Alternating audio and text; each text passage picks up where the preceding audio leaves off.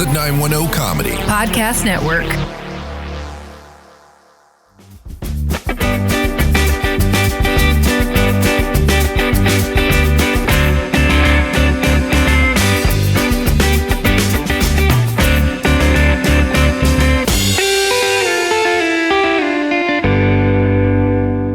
Welcome to Marital Tips, where we invite you into our marriage to debate the not-so-important topics, discuss each other, and more. I'm Tim. I'm Karen. And we're a couple of married geeks who often get very passionate when we disagree about the super important topics like our favorite TV shows, personality traits, and whether it's really okay to put up with any red flags in a relationship.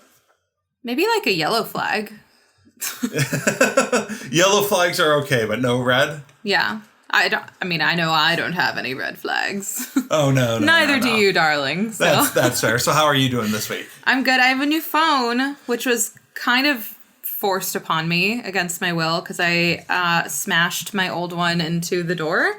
And yep. The touchscreen stopped working. Yes, it did. And so I have a new phone now, but I'm kind of mad because I had that phone for like at least 3 years. Like I took care of that phone. Yeah, majority of our relationship. And that phone. I'm becoming a person who doesn't like new technology. I'm realizing because I didn't like the idea of getting like a new phone and having to relearn because I got like I had like the Galaxy series and now I have like the Note series and to be fair, it's the Galaxy Note. Yeah, but it's a little different and I was much happier when the transfer was completed and it looked like my old phone. Let's just say that. Which took a lot longer than it should have. Yeah. I think, can I just say something about you? It's not a red flag by far, but your profession being what it is, I think you're far too liberal with the idea that you can fix any technological problem by restarting it and turning it back on again. Because literally, you guys, that's what Tim told me to do.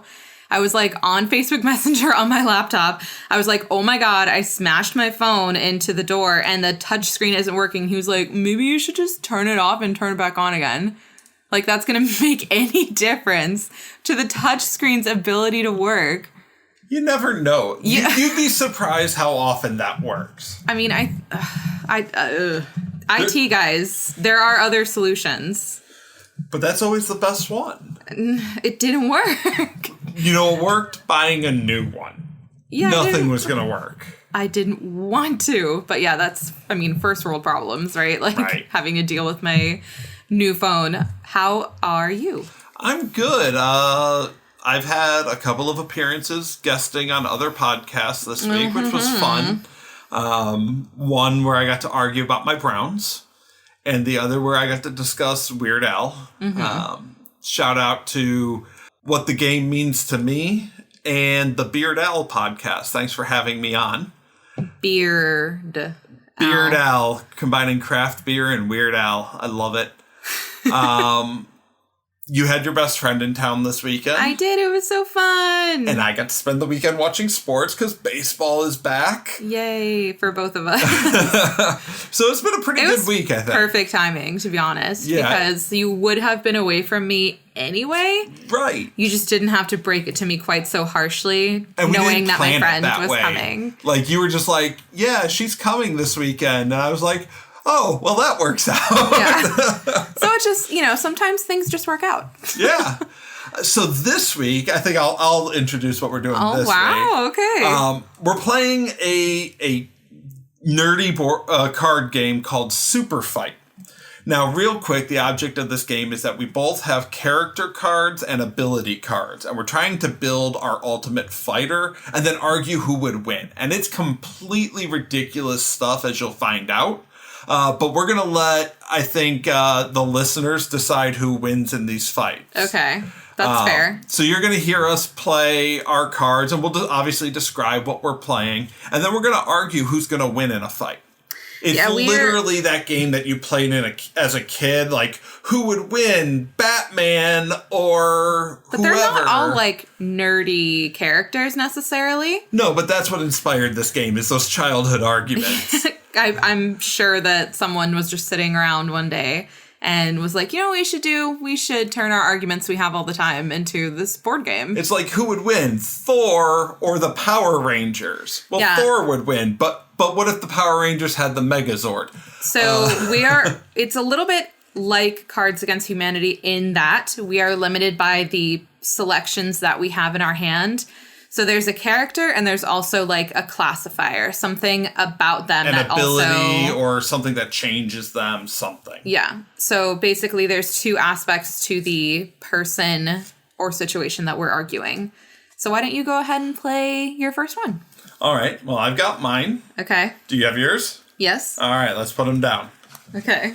All right. I have the Billionaire Playboy suffering from delusions of grandeur. I have Martha Stewart, who shoots glitter, which I thought was just too perfect. Okay. So would you like to start? So first of all, can I just say that glitter is the herpes of the craft world. It gets on everything, and it can be pretty harmful. Like if it gets in your eyes, it scratches you up.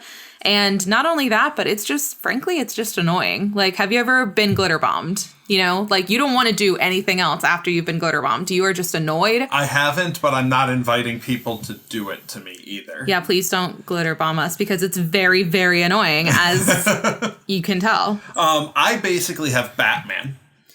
It doesn't say Batman. It says Billionaire Playboy. There's a billionaire playboy who suffers delusions of grandeur. Okay, but that's Batman. That can be also any billionaire. Like any billionaire is going to have delusions of grandeur. They don't necessarily have the genius or the superhero technological access or friends or anything like that Batman does. Okay. So I think, most billionaires that I have heard of anyway, are really good in like a boardroom, but not so much in like any type of fighting capability. Like they wouldn't know what to do.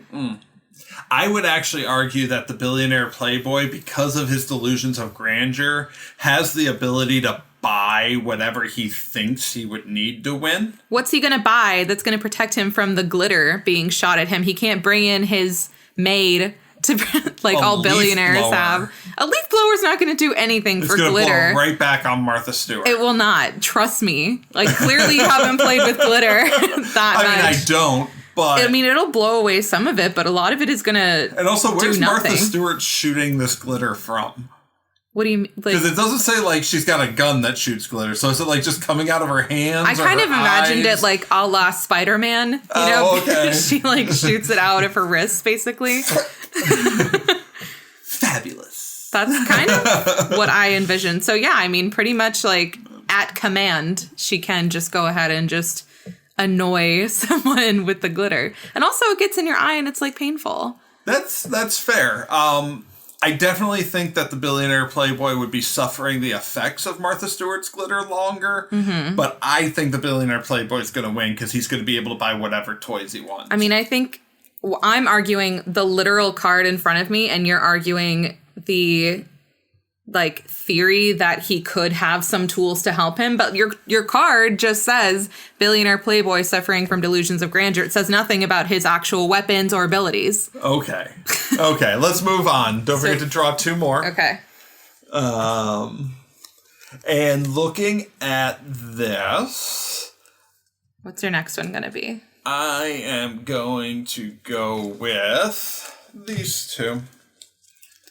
Okay. Wait, I was going to pick my thing, but what's a Velociraptor? Which one is that? It's a raptor. What is that? Is that the flying one? No, that's the short one. The short one. It's basically the mini TRex. Oh, good. Okay, good. So my next one is Velociraptor, who can fly. Okay, and I've got a pirate riding a war elephant. There's absolutely no way that anything beats a Velociraptor. Nothing. Wait, those are like Chris Pratt's little babies. Yes, similar. They're like totally vicious, and it can fly. Are you kidding? It's definitely going to kick the pirate's ass. Wait, can I say that? On a war elephant? What's a war elephant? Like picture like an elephant. An elephant. Yes. Okay, except it can't. An elephant is great because it's like really big and it's armored, but it can't really do much about anything above it. Also, I feel like pirate riding a war elephant is exactly what we got in Lord of the Rings. Pretty much. But like an elephant can't like smack down with its trunk a Velociraptor that's like directly above it. No, that's fair. Pirates do have guns though. It's true, but you think like a gun is going to stop a freaking Velociraptor? I don't think so. Okay. And also, if it's in the air, it can avoid the bullets, maybe. Yeah, tell that to birds that get hunted.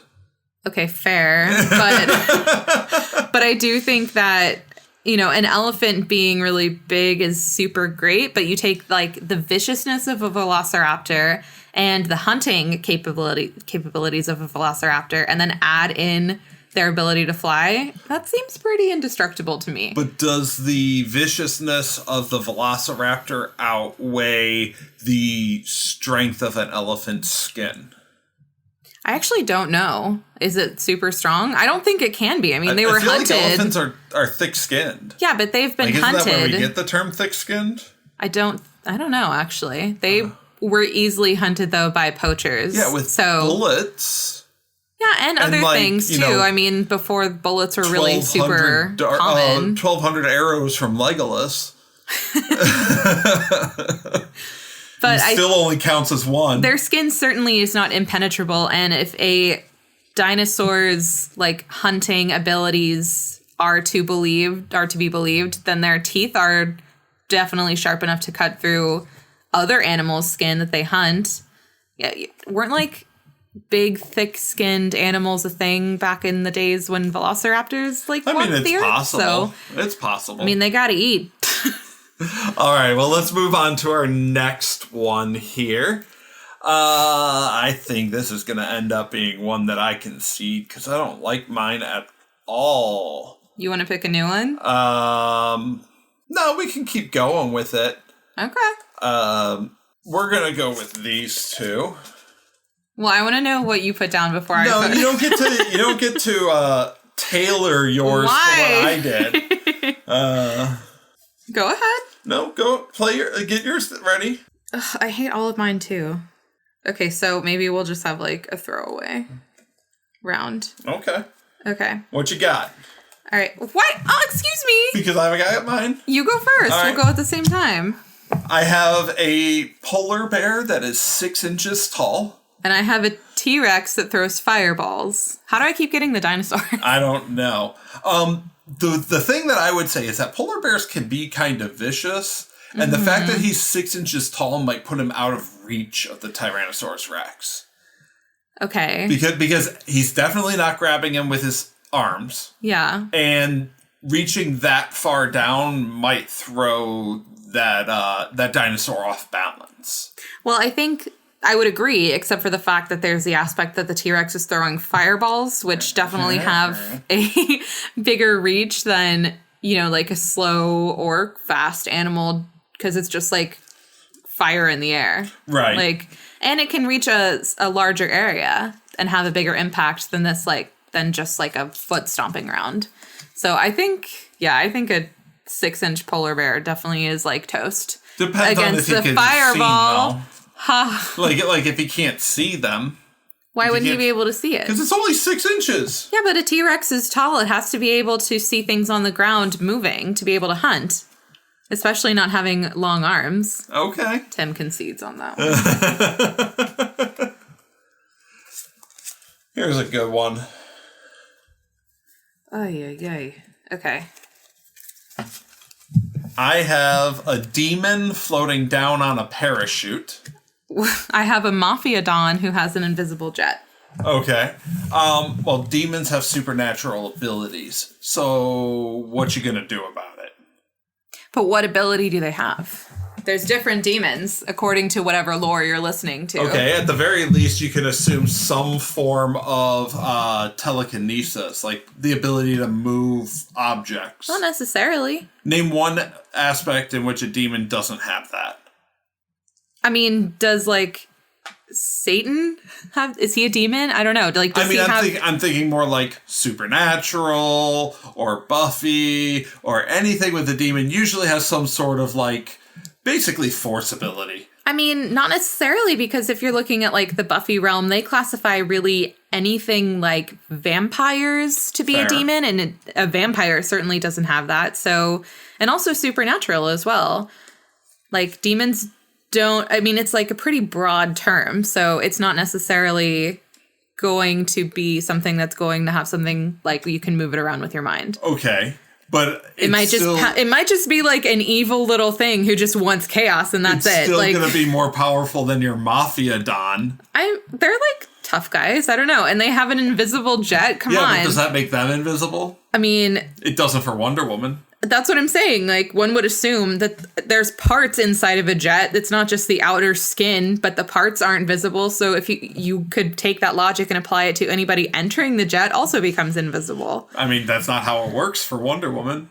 Well, this is not Wonder Woman we're arguing about. It's an invisible That doesn't jet. make any sense.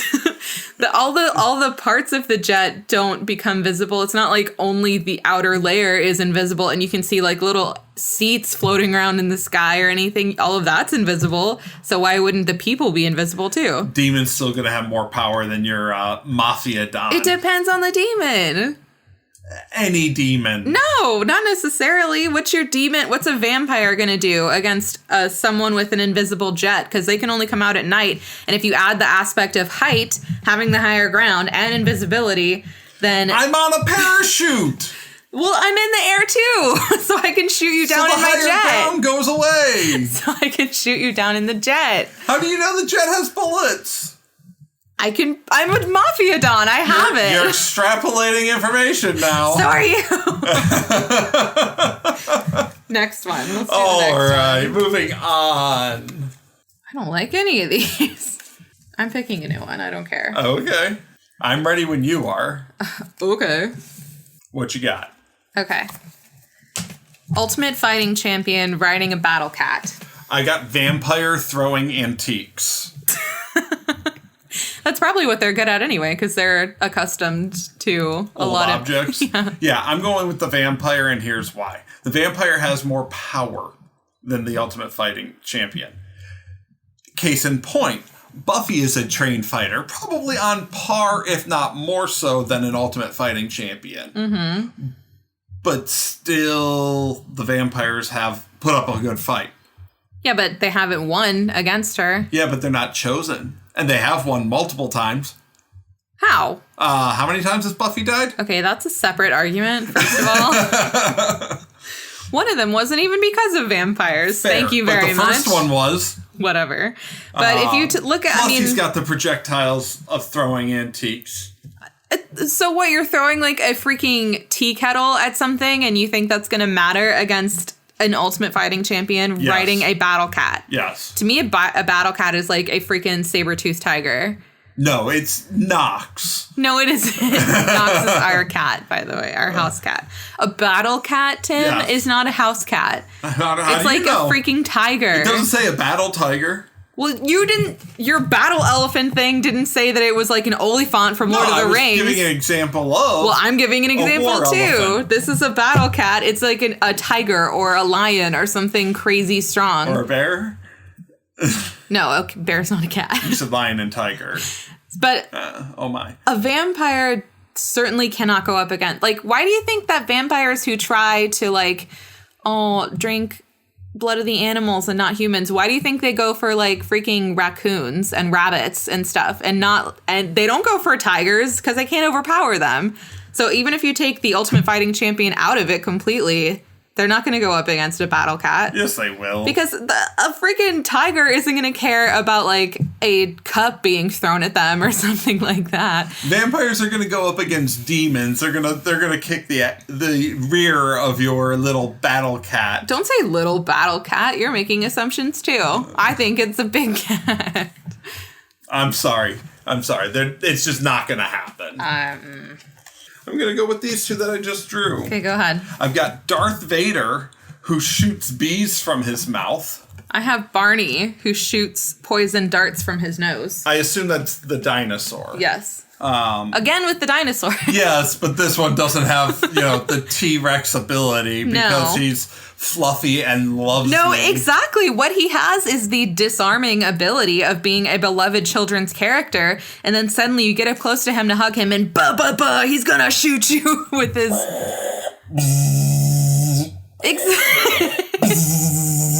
Exactly. No one's gonna Barney's gonna know better because Darth Vader is incredibly recognizable. He's gonna know better than to not go. He's not gonna go up to Darth Vader and try to pick a fight. Barney has the element of surprise because he's incredibly disarming. He thinks everyone thinks he's this great, awesome, beloved children's character, but he shoots poison darts from his nose and then he kills you with the element of surprise. Darth Vader is not going to be disarmed by Barney the dinosaur. Yes, he will. Anyone would. He'd be like, oh, I don't need to bother to fight with you. And then he's walking by to try to get to do whatever evil space things he wants to do. Darth Vader had no problem killing children. He's not going to have a problem with a children's favorite dinosaur. Yeah, but he might think that Barney's a statue or something that is not needing to even be bothered to be fought with. No. Yeah, absolutely. No. He would use his force abilities to sense that he's not a statue. Okay, well, Darth Vader shooting bees from the mouth is not a direct hit, but poison darts from the nose is a aimable thing. You can aim that. It's force choking. It's not talking about that. He's Darth Vader. It's talking about the bees from his mouth. He's got that ability. But he's still Darth Vader. I mean, if he can force direct the bees to go sting Barney a bunch, then sure. But bees in and of themselves are not particularly predictable. And unless Barney's pissed them off, the bees are going to do nothing against him. All right, moving on here. Oh, we're going to have fun with this one. Okay. What you got this time? You can go first. You can go first. I go first every time. You go first. No, you did not. What you got? Okay, I have a werewolf, and I'm going to eliminate all the attributes in the fight. Okay. Because I had a reggae band with literal jazz hands. What is a jazz? What's a literal jazz hand, Tim? They just all the time. Yeah. Well, jazz our hands. Audience can't see what you're doing. So. I'm doing jazz hands. It's a reggae band who's just yeah, man. Okay, do we really need to dignify the fact that a werewolf would absolutely tear apart a reggae band with a fight right now? Probably not. Okay, moving on. Oh, that's a blank. Ooh, I like that one. I like mine. Yeah, you're going to lose. Go ahead. I have an Anamorph that is a super genius. Okay, I have a ninja that steals the opponent's abilities with a touch. So, oh no, your Anamorph can't do anything because my ninja has just removed his ability. Oh, okay, but let's be honest here. If he's a super genius, he's not gonna let himself get touched by the ninja. He's a ninja, dude. That's their whole thing, is being stealthy enough to be. A genius can't match with the stealth of a ninja. Yes, they can, especially when that genius is an Anamorph who can turn into an animal and sense the ninja's presence.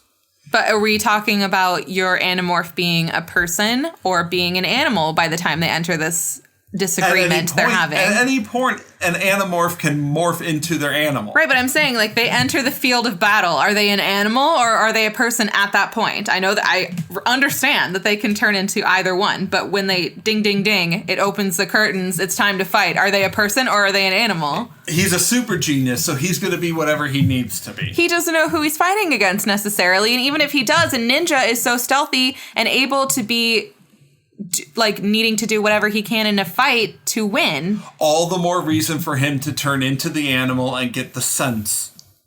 Why does him being an animal have anything better to do with him winning this fight? Because he's going to be able to tell you where the ninja is. What kind of animal is he turning into? It doesn't say. A chipmunk. No. No, I don't think there were any Animorphs that were chipmunks. They were all awesome animals. A chipmunk is an awesome animal. First of all, wow. Sorry to all the chipmunk lovers out there who Tim's offending left and right. No way that a ninja loses in any situation. I'm drawing good pairs. Good, I'm so glad for you. I'm titling this next one America. America. What do you got? Hang on. Well, hurry up. You're taking entirely too long. I don't like any of these. So just throw one away because you're gonna lose. No, like just sacrifice one. Oh, because I'm gonna lose according to you? Yes. All right, fine. All right. I have Genghis Khan armed with a portal gun. Oh, that's not a bad one, actually. Uh-huh. Yeah, I know. But he loses to my eagle armed with a bacon-wrapped baseball bat. How? Because America wins. Genghis Khan will point his portal gun at the eagle before he even touches him at all and send him into another dimension. Yeah, that eagle, like America, bacon, and baseball. You can't get, eagle, bacon, and baseball. You can't get more American than that. I don't know how to tell you this, but America kind of sucks right now. So it's like not all that, honestly. But I mean, the fact that he has a portal gun makes him win immediately in my mind anyway, because before the eagle can even come to him and touch him, he's out of the fight. Like he's transported elsewhere. Okay. With the portal gun. Okay. But you have to be able to, like, the portal gun, you have to be able to shoot the other end of the portal. Otherwise, the one end doesn't work. Okay, so it's not just, like, anywhere. It's, you have to be able to shoot it somewhere. Okay. He has a gun, and the eagle, first of all, it has talons. It's being slowed down by this bacon-wrapped baseball bat. He's probably going to be just too distracted to even fight because eagles think with their stomachs, and he's going to want to eat all the bacon off the baseball bat. So before he even can come to Genghis Khan has shot a portal into the sky, shot out the other end, and the eagle has disappeared, and Genghis Khan moves on with his victories. All right, let's do one more. Okay. Last one for the night.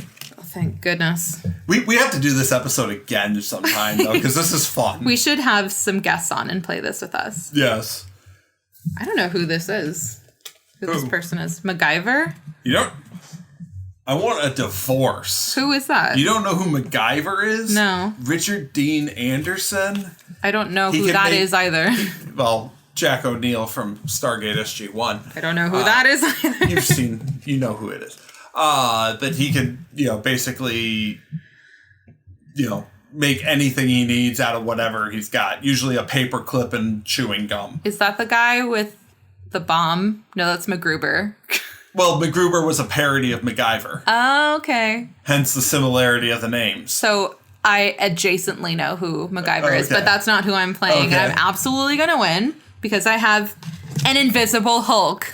I have a gladiator who can stop time while holding his breath. You think that anything on this earth is going to beat a Hulk, let alone an invisible Hulk? The gladiator won't know when to draw his breath to stop time because he won't be able to see the Hulk coming, and then he smashed him into the ground. The gladiator will be able to hold his breath for even 30 seconds at a time to figure out where the Hulk is. How? Process of elimination. What do you mean? You hold your breath for 30 seconds and you check an area, and then you let go of the breath, and before the Hulk can do anything, because he's not super fast, you take another breath and you hold it and you search another area. I think the Hulk is incredibly fast for his... I mean, the way that he, jumps around from, skyscraper to skyscraper in Manhattan is extremely fast for someone of his size.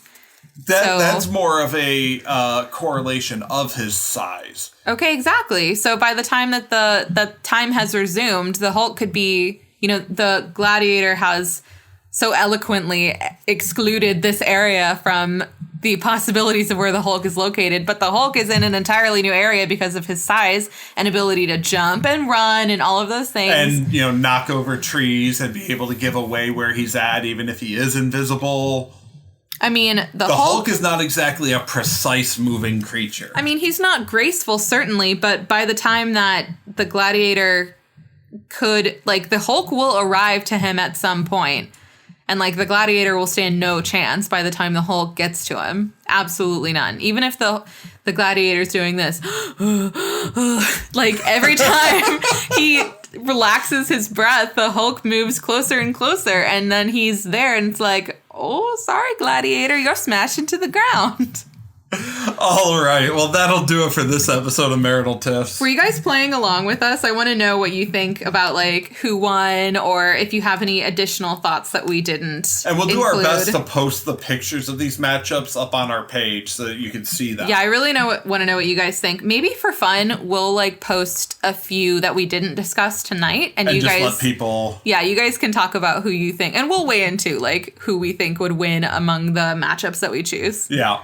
You can weigh in on all social media at Marital Tiffs on Facebook, Twitter, and Instagram. You can also email us at maritaltiffs@gmail.com. Be sure to subscribe anywhere you find your podcast. And if you're an Apple Podcast listener, please rate and review us. You can find us on the 910 Comedy Podcast Network alongside our sister shows That's Just My Face, Hometown Crowd, and Dead Girls Talking. So be sure to check out 910 Comedy on Facebook. Thanks for listening to Marital Tiffs.